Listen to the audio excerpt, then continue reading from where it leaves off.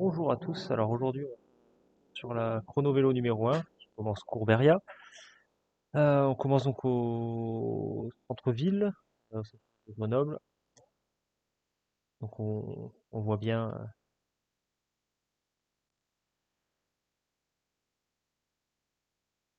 qu'on est le matin, il n'y a pas grand monde, les magasins sont pas encore ouverts. Ça va nous permettre d'observer toute la piste. Comme d'habitude, elle est bien large, elle est séparée de la voie des véhicules motorisés. On voit qu'on est prioritaire sur les intersections, donc sur le Courberia.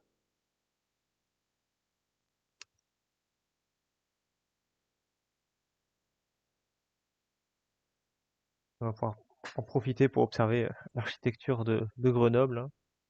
Qui plaît ou qui plaît pas, mais il y a quand même des endroits sympas, on va pas se mentir. Donc là, nous, on ira à cet endroit-là, on va aller tout droit. On avait envie d'aller à droite, il y a un petit panneau M12. On peut voir en face le compteur du cours La Fontaine. Voilà. Et on va voir en passant devant qu'on est, si je ne dis pas de bêtises, le 169e de la journée. Donc on peut suivre les compteurs de Grenoble sur le petit compte Twitter que j'ai affiché en bas. Donc là on passe devant le lycée Champollion, donc qui est un très beau lycée, hein,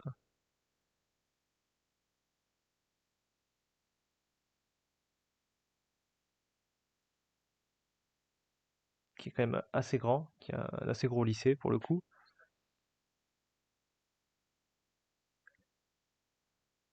Et là on va atterrir au niveau d'un feu. Il y a une petite station de gonflage de repos. Et là, assez étrange, voilà, chose, chose assez étrange, c'est qu'il y a, il y a le feu pour les vélos, mais il y a également un M12 qui permet d'aller dans les trois directions. Bon, après, ça peut permettre à ceux qui sont pas à l'aise à vélo de respecter, enfin, respecter le feu et d'éviter de se mettre en danger. Pour ceux qui sont pas à l'aise, qui sont pas habitués au vélo, voilà, ça évite tous les problèmes.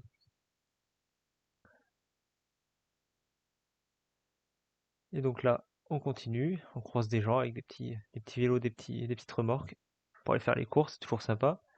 Donc la piste est relativement large. Alors là, on le voit pas très bien, mais elle est légèrement surélevée par une espèce de petit morceau de trottoir qui permet donc visuellement pour tout le monde de séparer les voies motorisées des voies cyclistes. Et donc là, on est boulevard Maréchal Lyoté. Toujours pareil, hein, sur la chrono vélo 1. On peut admirer quelques fresques sur les murs. Voilà, comme on peut voir à droite, c'est sympa. Dans Grenoble, il y en a quand même pas mal. On a un festival de street art sur Grenoble qui est assez sympa, qui permet de décorer les murs. Alors c'est pareil, hein, ça plaît pas à tout le monde, mais dans l'ensemble, c'est quand même relativement esthétique, on va pas se mentir. Et là, au loin, on voit la tour Perret, qui avait été construite pour si je dis pas de bêtises, qui avait été construite pour mince, j'ai perdu les mots, une exposition universelle sur la houille blanche. Donc la houille blanche, c'est la force hydromotrice. Voilà. Donc là, la chrono vélo 1 tourne sur la gauche. Donc il faut suivre bien comme il faut les marquages. Et on va aller boulevard Jampin. Et là, va y avoir un premier point assez particulier. C'est qu'on se retrouve en fait toujours sur la chrono vélo 1 officiellement, mais il n'y a plus de marquage au sol. Où est-ce que je dois aller? Donc je pars sur la gauche. Je ne sais pas pourquoi, je tente quelque chose, hein. Je sais que ça va tout droit. Pour ceux qui ne connaissent pas la ville, le problème c'est qu'ils savent pas vraiment où ils doivent aller. Je me rends compte qu'il y a des bancs dans l'autre sens. Je vais croiser aussi un cycliste sur l'autre côté, donc je décide de rebasculer sur la partie de droite. Voilà. Et donc je continue comme ça en espérant retrouver des marquages au sol. Voilà, il y a une espèce de discontinuité au niveau des marquages qui est assez gênante. Donc là, on va arriver devant la mairie de Grenoble, devant l'hôtel de ville qui est dans le plus pur style soviétique, un gros bloc de béton carré, cubique. Voilà, petite dédicace aux joueurs de Minecraft qui auraient très bien pu le refaire dans le jeu. Donc là, on continue, il n'y a toujours pas de marquage au sol. On continue tout droit, hein, on essaye, hein. On voit qu'on longe la voie de tram sur la gauche et puis des voies motorisées sur la gauche encore. Et on retrouve des arceaux à vélo sur la droite tout le long de l'hôtel, ce qui est quand même assez sympa pour s'y garer. Et là, bizarrement, on retrouve les marquages de la chrono vélo 1. Donc on est retourné sur la chrono vélo 1. Enfin, on l'a pas quitté, mais on s'est pas perdu, on en est sûr. On s'est pas perdu, contrairement à d'autres moments de la vidéo où je me suis un peu trompé. Et donc sur la droite, on voit le stade des Alpes. Voilà. Et on continue tout le long. Comme ça, on va longer le stade des Alpes. Donc il y a des moments dans la vidéo, par contre, où je vais faire des accélérés, parce que c'est pas très intéressant, hein. Entre guillemets, c'est long et il n'y a pas de choses à voir, pas de choses particulières. Donc on longe le stade des Alpes. Et là, on va se retrouver à couper la voie de tram. Donc attention, quand on coupe la voie de tram, hein, il y a pas de feu, donc il faut bien regarder à droite et à gauche qu'il n'y ait pas de tram qui arrive. Et on continue. Donc sur la D 1090 qui fait la liaison entre Grenoble et La Tronche. Voilà. Donc on continue comme ça. On voit bien que les marquages au sol indiquent bien les chronovélos, hein, c'est quand même vachement pratique, on va pas se mentir. Et donc là, on va passer par-dessus l'Isère. Donc le feu qui arrive ici, en fait, c'est un carrefour qui est quand même assez important, donc le feu dure un peu, si je dis pas de bêtises. Voilà, j'ai fait un petit accéléré. Au loin, sur la gauche, on voit la dent de Kroll. Voilà, donc petit accéléré x4.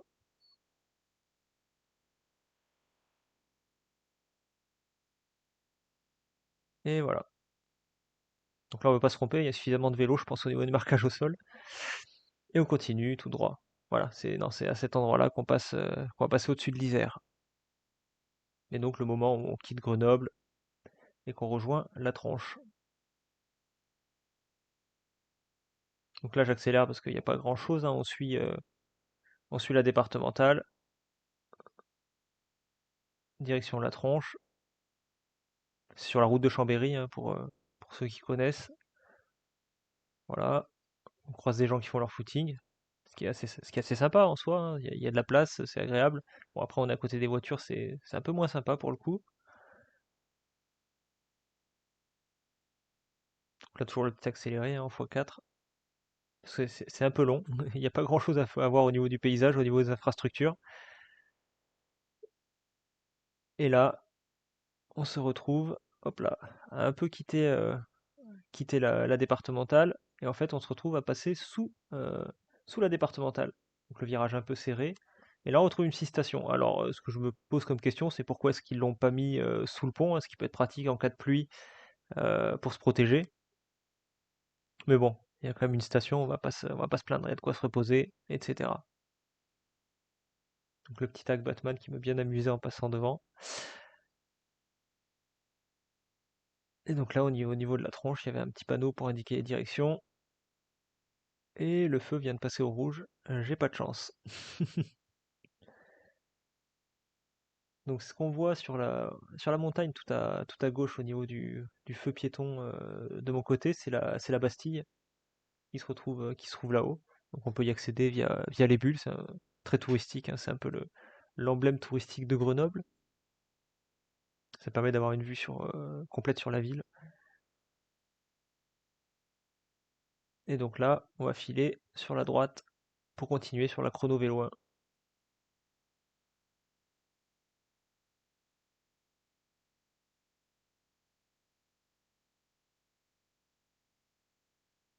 Donc toujours séparé des voies motorisées, hein. Le trottoir est relativement haut pour éviter que ça aventure trop facilement. Donc il y a quelques croisements auxquels il faut faire attention. Hop là, je fais un petit accéléré, toujours pareil. Il n'y a pas grand-chose. Quelques croisements.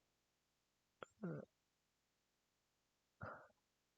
Une auto-école, on va faire attention, c'est bon.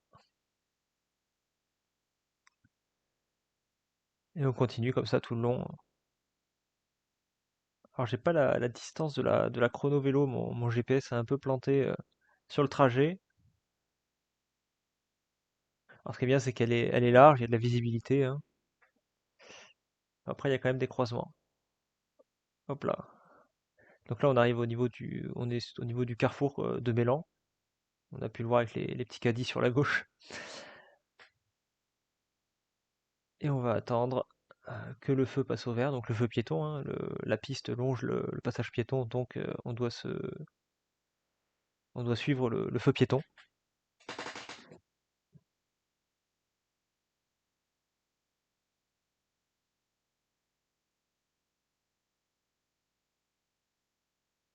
Et on continue à accélérer, il n'y a pas grand chose en particulier sur cette voie-là, il y a des croisements, à chaque fois on est prioritaire.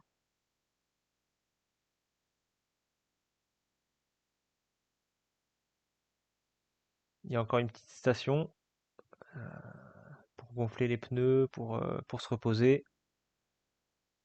Voilà, on croise des enfants en trottinette.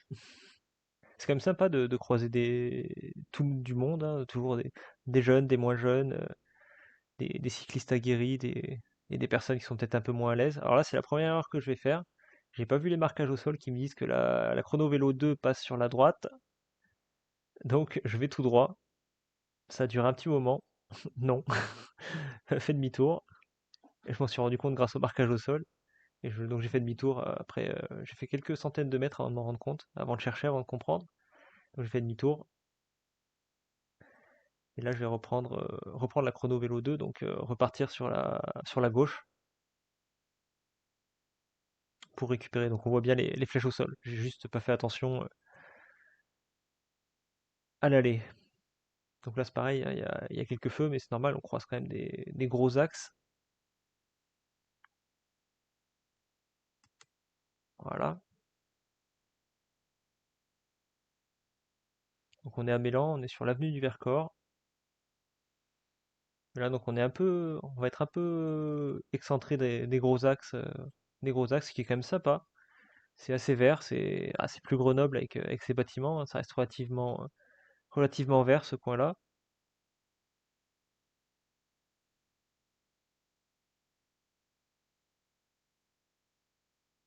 Donc à chaque fois, il y a des indications au sol quand il faut ralentir ou faire attention quand il y a les passages piétons. Voilà, il y a trois traits jaunes au sol, ça nous indique qu'il faut ralentir.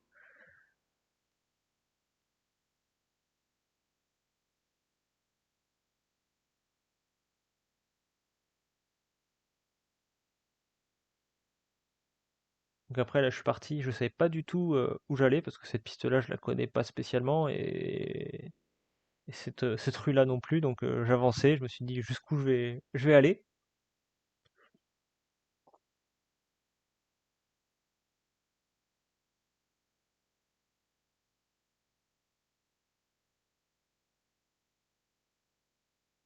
Ouais, toujours à Mélan.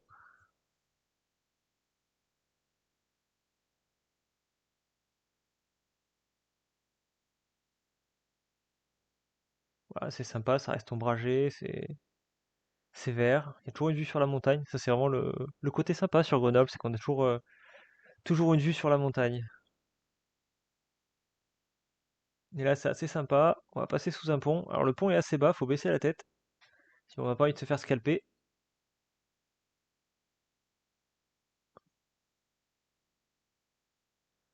Voilà.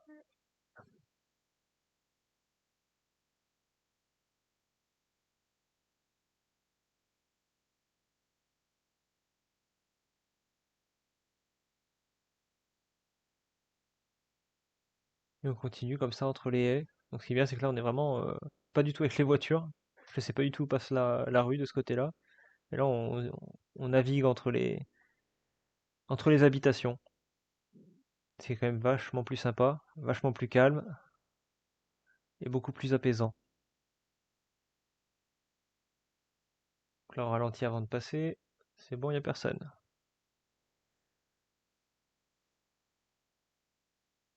Et là, on se retrouve à relonger l'avenue du Vercors. On l'a retrouvée.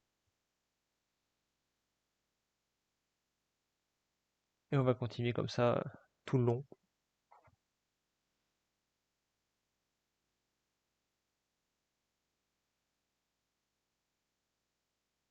Bah, c'est le matin, samedi matin, les gens font leur footing.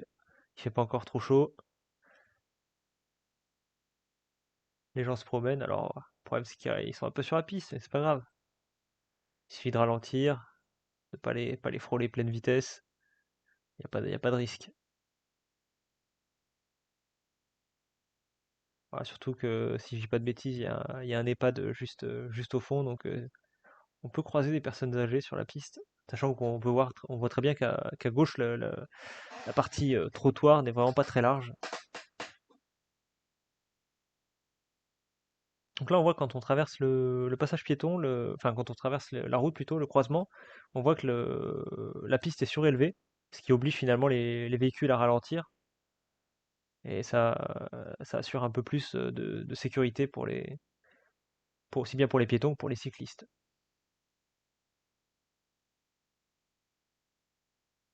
Et toujours au sol, les mêmes marquages, hein, le code couleur des chronos vélos.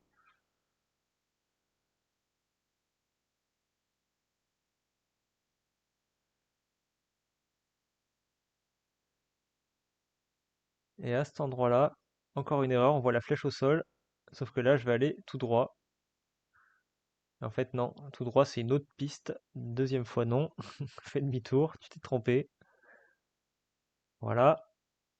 Et là, je tourne à droite. Alors là, c'est pareil, le marquage, en fait, le fait qu'il soit discontinu, c'est ça qui m'a un peu perdu, pour le coup. Le fait de pas voir que ça tournait sur la gauche. Voilà, c'est peut-être quelque chose à corriger, hein, les discontinuités de marquage au sol. Après, il y a peut-être des raisons techniques de pas les avoir mises, hein. Je suis pas à la mairie ou à l'urbanisme, donc j'en ai aucune idée. Il y a peut-être des choses. Mais bon, on retrouve la piste. Il y a les marquages au sol. On est bien au bon endroit. Donc là, c'est pareil, hein, c'est à l'extérieur de Grenoble, c'est ouvert, c'est agréable. En plus, on peut voir que le revêtement est quand même relativement propre, hein. On n'a pas, c'est pas un terrain de cross ou un pump track. Et donc là, on a un feu rouge avec un petit bouton pour appeler le feu vert. Hop là, on croise les cyclistes. Alors le feu rouge, en fait, en face, il m'a un peu interpellé, là, côté voiture, parce il est caché par la haie. On s'en rend pas obligatoirement compte. En fait, il y a un deuxième feu un peu plus loin pour les voitures. Parce que sinon, ouais, il n'y a aucune visibilité le petit feu là qui est à notre droite. Il est vraiment caché par la haie.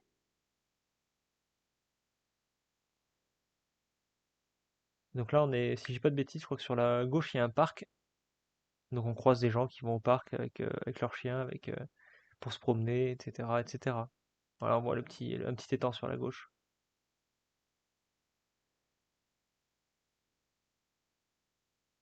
Et c'est vraiment sympa. Je pense pour se promener en famille, là, cette piste est vachement sympa.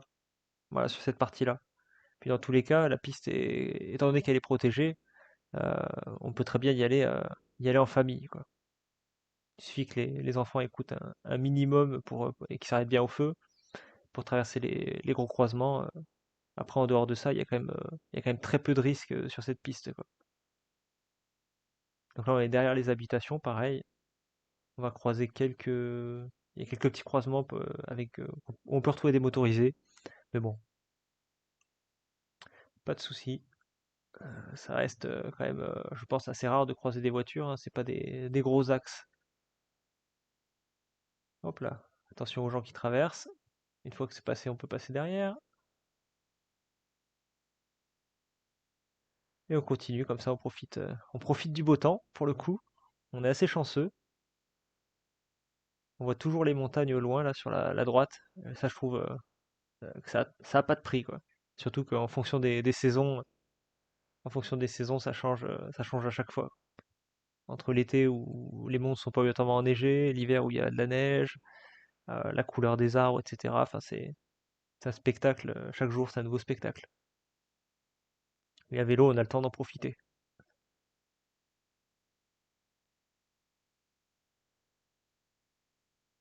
Donc là, je savais pas jusqu'où j'allais.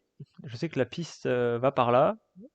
Et je me demandais si j'allais pas finir par atterrir à Chambéry, en Savoie, à force de pédaler. Donc là, il y a une petite station encore avec une consigne à vélo. Et donc là, on va vers Maupertuis. Parce que la piste s'arrête à Maupertuis.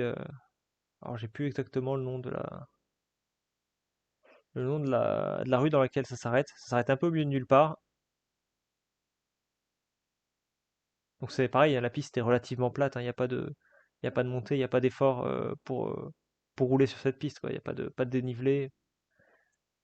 Voilà, c'est accessible à tous. Elle est large, elle est propre, le revêtement est nickel. Enfin, il n'y a pas trop de raison de se plaindre.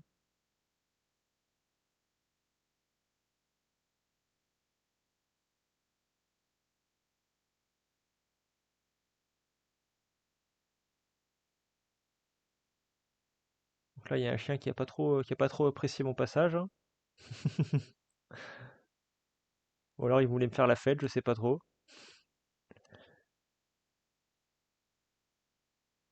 Voilà, j'avais vraiment l'impression de sortir de la ville et d'aller nulle part.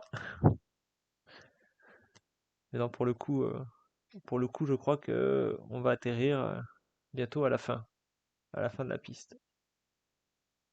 Voilà, la piste s'arrête sur ce croisement. Donc j'ai continué tout droit. Je me suis rendu compte que j'avais atteint la fin de la piste. Et donc notre aventure s'arrête ici.